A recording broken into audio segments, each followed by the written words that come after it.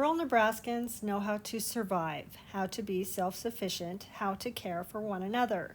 But sometimes people want to do more than survive, to do more than react, and to be competitive. Internet is no more a right than electricity. But when the federal government coughed up $405.3 million to create equity and connectivity, rural sat at attention. It is so much money to an underserved modern-day convenience that one of our governor's first actions was an executive order for broadband, and a new office of broadband was created. And so Governor Pillen, the directors of broadband infrastructure and economic development are touring parts of the state in the Connect Nebraska tour. Thursday, of the many stops, Arnold being included. It's about infrastructure. It's about broadband, and it's about economic development. It's an incredible privilege to be here in Arnold this morning in your community because, I'm the first governor from agriculture, rural Nebraska, for the state of Nebraska 100 years. And I get it. I understand it.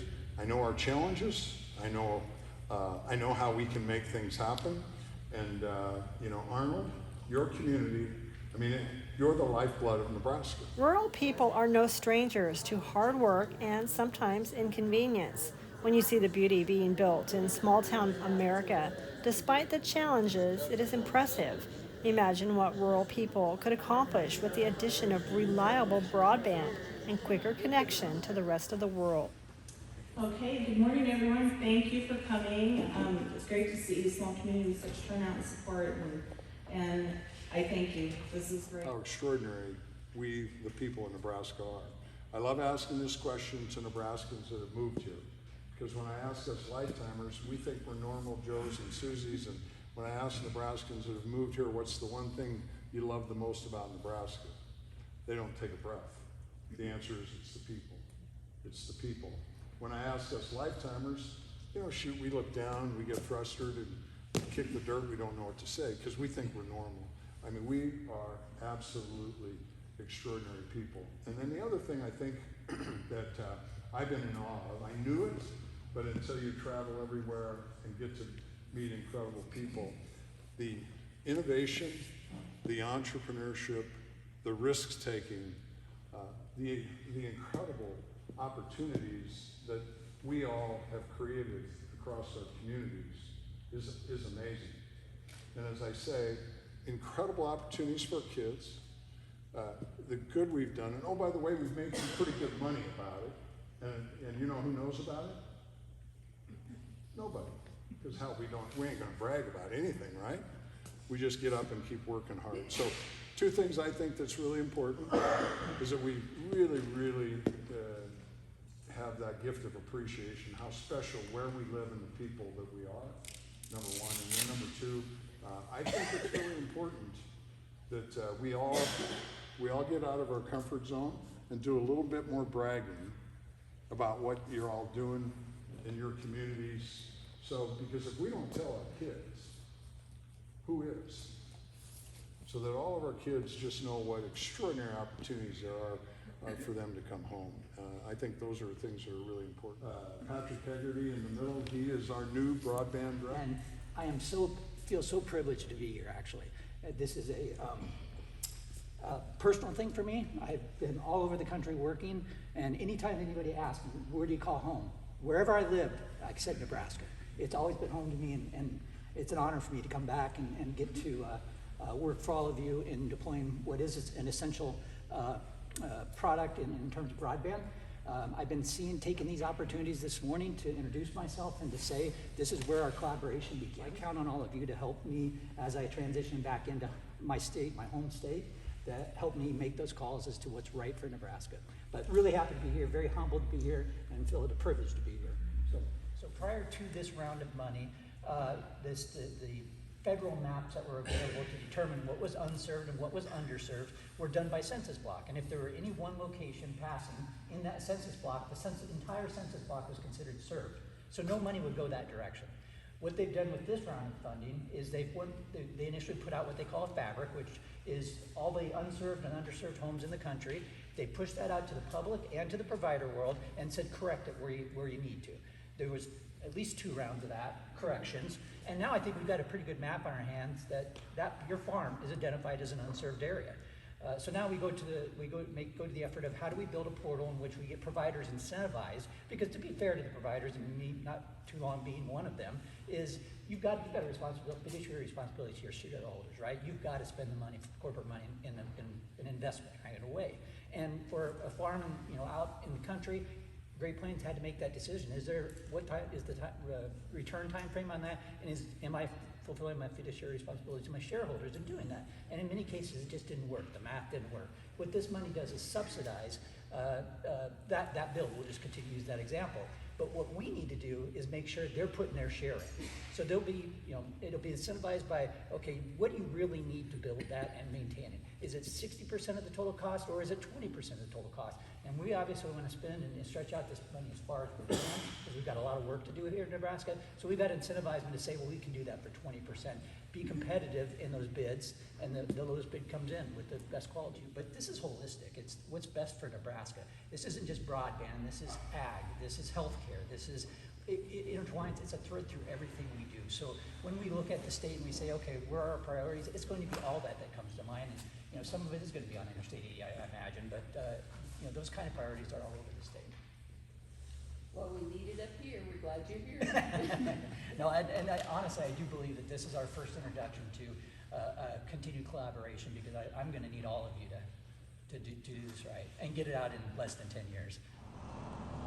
Aside broadband, other pieces of the Connect Nebraska puzzle are economic development and transportation.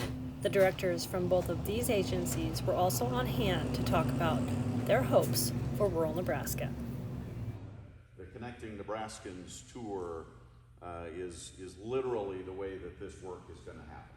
The reason that that's important, and the governor alluded to it, is that we have, I'm going to submit to you that the data suggests, the evidence will back up, we have a window of opportunity in this state and in places like Arnold that we have not enjoyed in 100 years. And I'm going to suggest to you it's not random, it's not coincidence that Jim is our first governor from ag in 100 years. This stuff's coming together at the right time for places like Arnold to really change our trajectory. He mentioned the survey that we've done of Nebraska high school youth. They want to live in places like Arnold. It's true of people who didn't grow up here either. They want what we have. And so we have to be collaborating, working together as state agencies, but as Nebraskans generally, not just from state agencies, but communities, counties, etc. We got to be working together to take advantage of this extraordinary window of opportunity that we do in fact have. From a Department of Economic Development perspective, and again, that connecting Nebraskans piece is just critical. I mean, we're in the number 2 cow-cattle county in the state, right? And so, how do ag and economic development not go together here, right? It's a no-brainer. It's the way we got to do the work. Certainly true with Director Kramer and the infrastructure that's needed to make all of those things get to market, whether it's cattle or manufactured goods, whatever. So I really do want all of you to know that that's the way we're going to go about doing the work here on Team Pillen from a state agency perspective. We're going to work together and we're going to get some stuff done. Quite honestly, I mean, we're sick of politics. We're sick of government overreach. So the one thing you can be rest assured of, as long as I'm your governor, we're going to work really, really hard and really work hard for what I call an attitudinal change. And so here's the question for us to think about, because I'm asking this everywhere. What's more important to us? Arnold, Custer County, or Nebraska? What's more important to us, Custer County or Nebraska? What do you think? It's a fascinating thought. So here's the question as you think about it. When I'm in Omaha, when I'm in Lincoln, I ask the exact same question. So what would you like the folks in Omaha, Douglas County, when you say, what's more important to you, Omaha or Nebraska? What would you hope they would answer? Nebraska, right? So should go both ways, right? It's essential, and that there's higher works at play here, right? Thank God. And the beautiful part is that's taking place. The beautiful part is that's taking place where we can collaborate, because folks across Nebraska know, unlike ever before, that if things are going good in Arnold, it's going to be good for Nebraska. And it also means that we can't win on every single thing. We have to be able to make sure, and as your governor, our whole focus isn't on politics, it's on working together for what's best for Nebraska. No politics. 100% focused on public service, no politics, what's best for Nebraska. I want to introduce my team because at the DOT, we work very closely together. It was the one thing I fell in love with when I was at the department at the first time. So Gary Thayer is in the back, Jenny Campana is right next to him, and Amy Starr is right there. So the three of them have very significant roles within the department. Gary is your liaison. So we're here today to talk a little bit about the program. So I'll talk a little bit about some of the program projects that are in the area. Gary's your advocate at the department as we work through these infrastructure projects that really are going to help us grow Nebraska and really create the vision and support the infrastructure build out that's going to help the governor achieve his vision. $758 million is going into the state system for 2024. The key project for this team is the Arnold South project. It's reconstruction of a highway. It's the bread and butter of what we do. It's making sure that you have safe transportation system that we can really work to grow Nebraska. So I'm very excited to be a part of this, very excited for public servants I get to come back to work with and really look at how we continue to support our Nebraska We're community. going to make sure we deploy the federal funds as quickly and then have accountability with the providers, and then we get a great value, and all hands are on deck. I mean, it's essential. As your governor, I'm telling you what, patience, urgency is critical. We're talking about, we're using the word breakthrough. We got to have breakthrough. Somebody says 1 or 2%, but don't waste my time. 1 or 2%, that's unacceptable. We have to have major breakthrough for the state and the people and the community of Arnold. Here's all I know is Jim Pillen can't do anything. Any of us alone, we can't do anything, but together we can, right? Together we can do anything. Together we will, together we can, together we win. Together we win for Nebraska. So that's why collaboration, that's why thanks for coming out. It's essential because where the heck else would you want to live on this planet than here in Nebraska? Why would we even, we got to get everybody back home. And broadband's a key place, key piece in helping the people. But remember, we all have a role in that. We all got to brag. We all got to work together. We can problem solve and make it happen. So, yes.